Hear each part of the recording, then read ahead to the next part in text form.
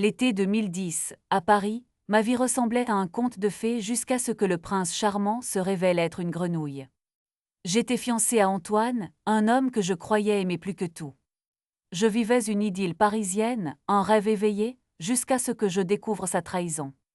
Il passait ses étés aux États-Unis, chez ma mère soi-disant, mais il utilisait ce prétexte pour me tromper avec une autre femme. Je l'ai appris à mon retour, le cœur brisé, le monde s'écroulant autour de moi. Il a supplié mon pardon, imploré une seconde chance. Mais l'amour blessé ne se répare pas aussi facilement, et j'ai refusé. L'image de son mensonge, de son infidélité me hantait. Il était devenu mon ennemi juré, et j'ai juré de me venger. Mon plan de vengeance a commencé à prendre forme. Dans notre cercle d'amis, il y avait Chloé, une femme charmante, indépendante et bisexuelle. Elle avait toujours eu un faible pour moi, et Antoine, lui aussi, semblait la trouver attirante. J'ai donc confié mon secret à Chloé, lui racontant la profondeur de la douleur qu'Antoine m'avait infligée. Je lui ai proposé un plan, non pas pour le détruire, mais pour lui faire goûter à sa propre médecine, lui montrer à quel point la trahison pouvait être douloureuse.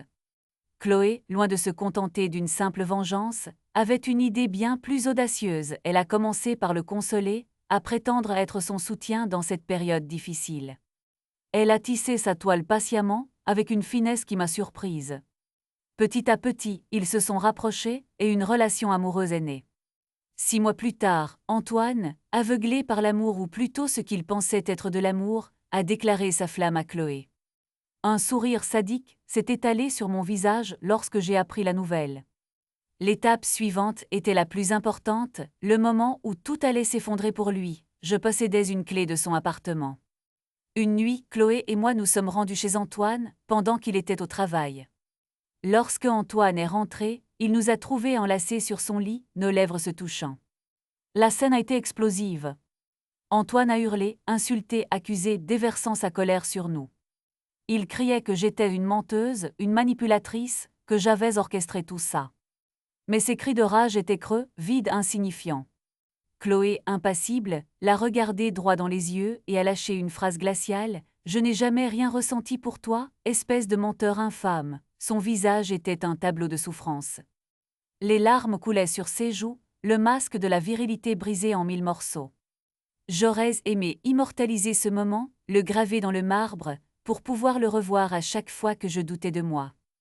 J'ai ressenti une étrange satisfaction, un mélange d'exaltation et de soulagement.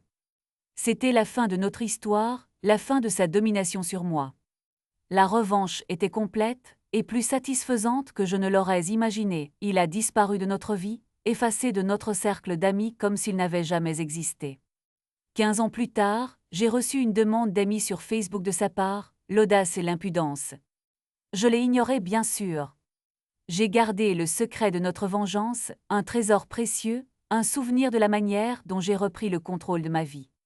Mon cœur porte encore les cicatrices de cette trahison, mais la vengeance m'a procuré une certaine paix, une forme de justice poétique. Et puis Chloé et moi. Nous sommes restés amis, liés par ce complot réussi, cette revanche parfaite. Un secret que nous gardons précieusement, un symbole de notre force et de notre résilience. Mais qui sait? Peut-être que 15 ans plus tard, il découvrira le reste de la vérité.